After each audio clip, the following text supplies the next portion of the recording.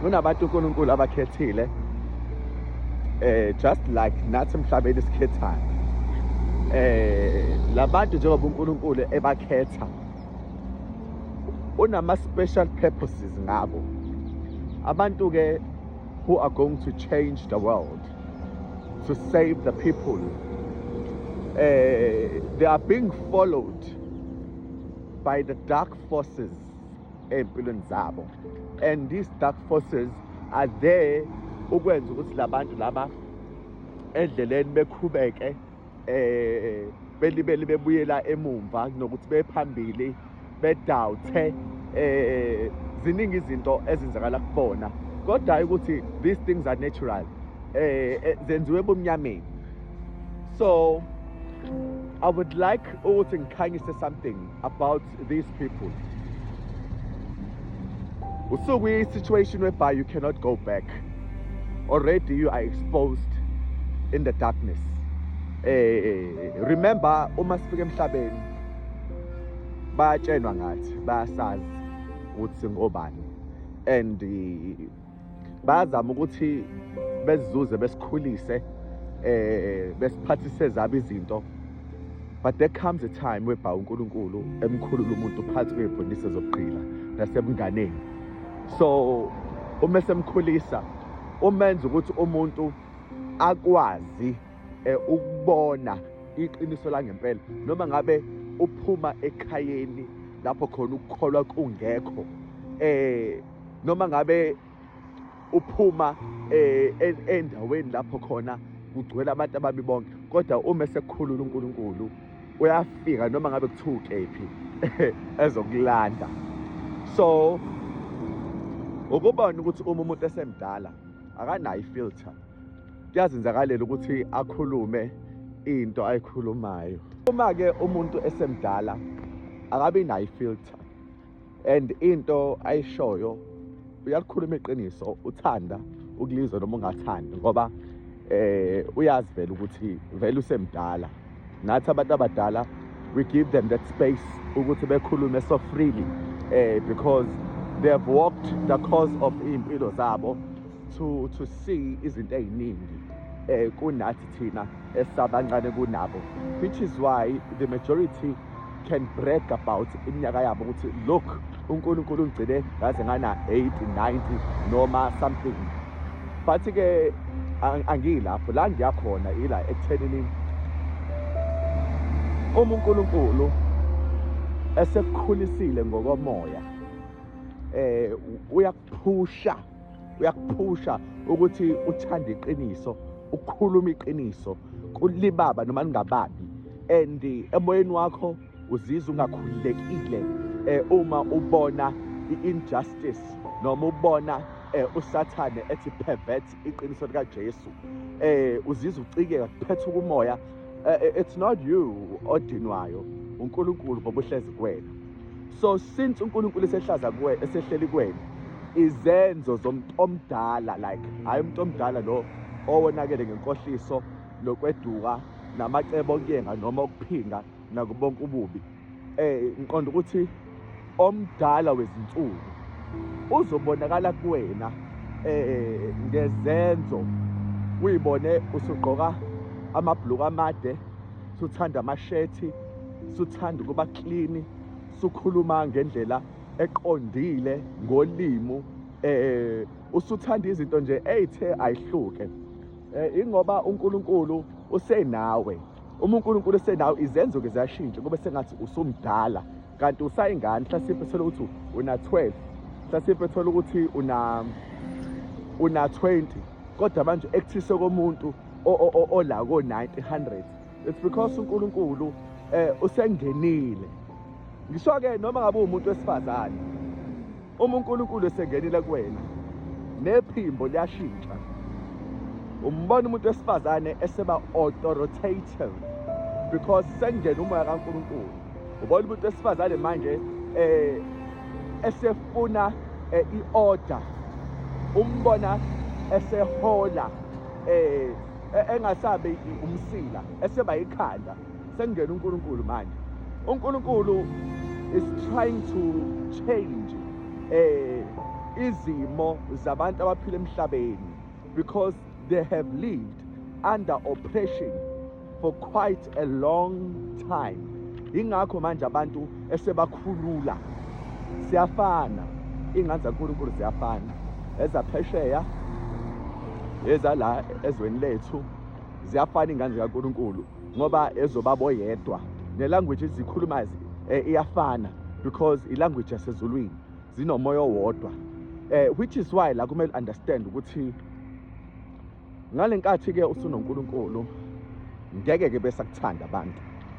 Yila khona ozobona khona izitha zikaNkulunkulu ngempela lezi ezimzondayo, abantu laba abazokuchukuluza, abazo invest isikhathi sabo, i-energy yabo nemali yabo to try and bring you down. Ngezathu sokuthi manje phela wena usunoNkulunkulu, hayi ukuthi banenkinga nomuntu oyinyama, abanayo inkinga nawo ngoba wena bengakudukisa bekwenzisa izinto zabo kalula. I-problem abanayo ingoba sengena uNkulunkulu kuwena, and uNkulunkulu is going to change izimo, is going to influence abantu, is going to awaken abantu, is going to bring life to the people, and that alone raises suspicions ukuthi lo muntu lo akahambi yedwa. Just awukubuke nawe, buka lezi zinto engikhuluma ngazo ukuthi akuzona izinto ejwayelekile ukuthi uzizwe, but every day ngiyayikhuluma lezi zinto lezi as if hlasimpe kujwayelekile. I myself know I wasn't born this way, and ngiyazazi ukuthi ngikufundelanga lokho. Ngiyazazi nasekhaya akekho umuntu onje. Clearly umoya kaNkulunkulu uyazambula, and iwona oyidonsela abantu ukuze abantu bekwazi ukuthola ukuphila. Ingane zikaNkulunkulu umhlaba wonke, they can recognize izwi kababa wazo, and they know if a preacher is genuine. They know if a preacher is telling the truth. They know ukuthi bengamlandela noma bengamlandela, whether that preacher preaches ediniwe noma ke esenza mistake ngenxa yokuduka, but they know ukuthi he is the light. He is the light, and the light iyona ke that draws abantu abaningi. For example, ebusuku uma ilambu likhanya, izilwane enwabuzelayo zifike zindize eduze kwaleli lambu, ezinye zifela ngaphakathi, ezinye ziyaqhubeka zibe zindiza. Do you know what that means? Abantu who are there because of your light, laba beze ngobubi bazofa, bebulawa ukukhanya kwakho, bazofa ngaphakathi. Ngeke beze bekwazi ukuthola lokukhanya onakho. Abeze ngokulunga uzobakhanyisela. You are going to save them because beze ngokulunga. That's what is happening to each and every one of us. Uma ngabe silandela uNkulunkulu, siletha ukukhanya empilweni zabantu, sikhuluma ukuphila empilweni zabantu, and that is what the devil is up against. Because angithi yena abantu uyabacontrola, uyabenza igqila.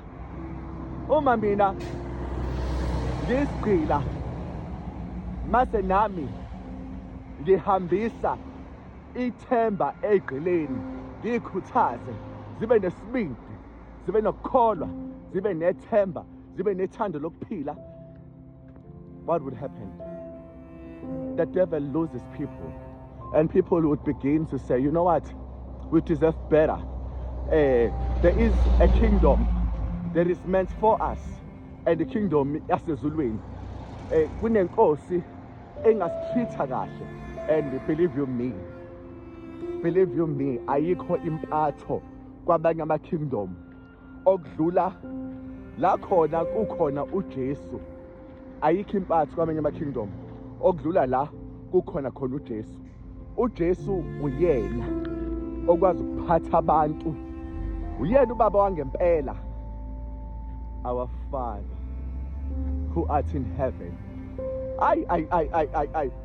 And uNkulunkulu kakuthande uyibona ukuthi yabo la, you are not worthy, you are not worthy, kodwa kuthanda uNkulunkulu. uNkulunkulu ame nawe, unuka isono, ame nawe uNkulunkulu akubekezelele. Ubaba kuNkulunkulu, ubaba. Asikwazi ukubiza uSathane ngobaba. uSathane ngeke uzumconfirm, he changes now and then. Ingakho la ngifisa mina ukukutshena, just go back to God, tell him what has happened, and tell him that you are sorry, and uyafisa ukuthi kodwa uzakuxolele. Kodwa ke musukuyikhohlisa thinking ukuthi kuzoba right. It doesn't get better, it doesn't get better, it gets worse. Many people are outside uJesu. They keep having lelo themba lokuthi somehow something better will happen for them. Kanti ayikho into better, ukufa okulandelayo. Kodwa ke bazolahlwa lapha. Kodwa laba abafela kuJesu bayophila, ngoba uJesu uthi ngiphila ngikuvuka. Ophila ukholwa yimina ngiyakubona ukufa, nosewafa ekholwa egameni lami wophila. That means yena ukuphila and he is resurrection. Nginganda ngikhulume kakhulu, but ngifisa ukutshela ukuthi ngeke nje wena njalo uzondwa abantu uphenduke lo mndeni nabantu othandana nabo besheshe bekushiye bexabane nawe. That means ilight yakho iyabahlupha. If ilight yakho iyabahlupha, that means you are not an ordinary human being. You have the Spirit of the Most High God. When you have the Spirit of the Most High God, get to know Jesus, and that is where your power is.